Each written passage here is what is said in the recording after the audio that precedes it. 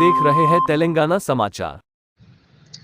April 18వ తేదీ గురువారం రోజున ఏఎంఆర్ ఉన్నతి convention hall Alugunoor Karimnagar Congress party parliament ఎన్నికల సన్నాహక సమావేశంలో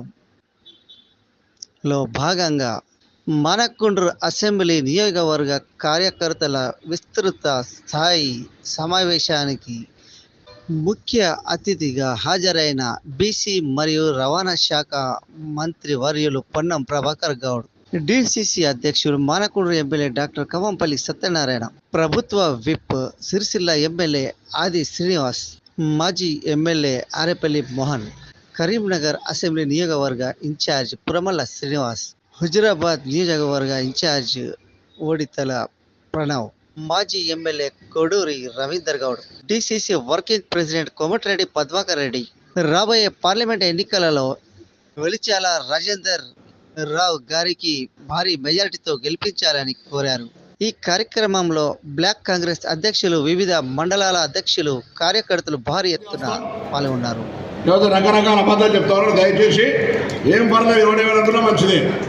ఇప్పుడు మనం తప్పు చేయలే, గ్యారెంటీలు ఇచ్చినామా లేదా, ఇస్తామా లేదా, భవిష్యత్తులో వాళ్ళు ఇచ్చిన 15 లక్షల ఖాతా మీ ఖాతాలో ఉంటాయా? 15 లక్షల ఖాతాలో పడ్డాలు చేయలేబట్టినా మా జాత బీజేపీలో తరుగురి 15 లక్షలు పడ్డాయా? 2 కోట్ల ఉద్యోగాలు వచ్చినాయా? రైతులకు రెట్టింపు ఆదాయం అయిందా? రైతులకు పెన్షన్ ఇచ్చిందా? రేపు పొద్దున ఊరూరా ఇస్తాం బీజేపీ వైఫల్యాలు గట్టిగా నిలదీయండి. కేసీఆర్ 3016 రూపాయలు నిరుద్యోగులకు ఇచ్చిండా? ఇందిరమ్మ డబల్ బెడ్రూమ్లు ఇచ్చిండా? దళితులకు 3 ఎకరాలు ఇచ్చిండా? కాబట్టి ఇవన్నీ గట్టిగా నిలదీయాలి. కాంగ్రెస్ పార్టీ కార్యకర్తలకు, నాయకులందరికీ కూడా శిరస్సు వంచి మీకు నమస్కరిస్తా ఉన్నాను. మీరిచ్చినటువంటి ప్రోత్సాహం, మీరు చూపించినటువంటి ప్రేమ, మీ ఆప్యాయత నన్ను గెలిపించినందులకు మీకు జీవితాంతం రుణపడి ఉండాలని మరొక్కసారి మీకు తెలియజేస్తున్నాను. ఇక్కడ ఉన్నానంటే మీరు కారణం, దానికి లేకుంటే నేను ఈ స్థానంలో లేను.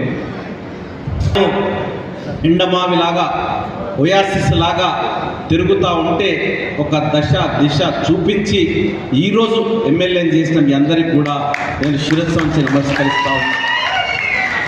మరి ఈరోజు పార్లమెంట్ ఎన్నికలు ఉన్నాయి. పార్లమెంట్ ఎన్నికల్లో గత 10 సంవత్సరాలుగా మోడీ గారు అల్లవి గాని వాగ్దానాలు చేస్తున్నారు. ఆకాశంలో ఉన్న ధరలను భూమి మీదకి తీసుకొస్తా అన్నారు. తీసుకొచ్చినారా? అది సాధ్యమైందా? ఆ రోజు 60 రూపాయల పెట్రోల్ ఉండే, మరి ఈరోజు ఎంత ఉన్నది?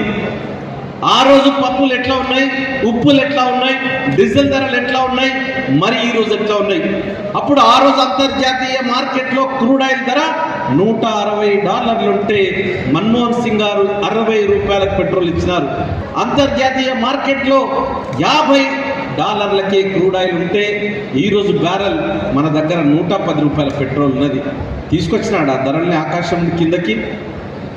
మోడీ గారు శుష్క వాగ్దానాలు, ఆయన దేశం కోసం ప్రాణాలు అర్పించినటువంటి కాంగ్రెస్ పార్టీ నాయకులు, ఈ దేశం కోసం, స్వాతంత్ర్యం కోసం పోరాడినటువంటి నాయకులు జవహర్లాల్ నెహ్రూ గారు జైళ్లలో